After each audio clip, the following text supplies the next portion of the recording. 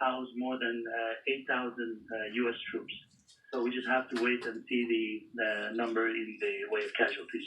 I'm curious, you said you were a bit surprised by this response, as did General Harris. We talked with him earlier in this newscast. Considering the value of this target hitting the U.S. airstrike, why is there so much surprise that the Iranians have responded like this? Because the Iranians have always responded quite measuredly, if we could say. My initial response and my initial estimation was that you would see attacks, as I said on Friday, but piecemeal, not as substantial as this. Now, again, this should also be taken as a way that Ayatollah Khamenei, who is the supreme leader in Iran, had said that Americans should expect a very severe sort of a response by Iranians. But I don't think anybody other than people that work for the IRGC and work for the Iranian government knew that it would be this harsh. And again, I like to reiterate the fact that if the base be evacuated by some ways, because we had heard that there was an evacuation in progress as of 24 hours ago.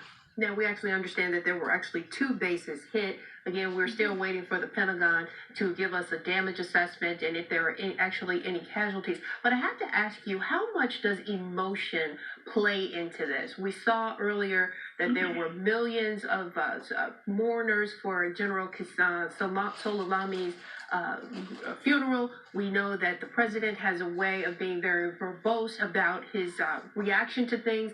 Is emotion playing a key role in this response here? Absolutely. What the viewers and everybody else should know is that the IRGC, the Islamic Revolutionary Guards Corps, has a revolutionary background, as the name connotes, and it's an ideologically driven militia group in Iran that was created after the 79 revolution, the Islamic Revolution. So the idea of seeking martyrdom by people that make decisions within the IRGC ranks and within the House of the leadership, Ayatollah Khamenei's leadership, I don't want to say it's a death wish, but at the same time, because of the gravity of the assassination and the importance of Qasem Soleimani as the right-hand person and the foreign actually agent of the Ayatollah who reported directly to him, that shouldn't be miscalculated by anybody's part. But nobody thought that the reaction would be this harsh. The emotion absolutely plays into the hands, and I've heard so many reports about the number of people that participated in the funeral processions that have been going on for the past 48 hours across Iran, and many say these are government-organized protests. Some of that is probably true, more than probably is true, but at the same time, I've been talking to people inside Iran, people that don't have too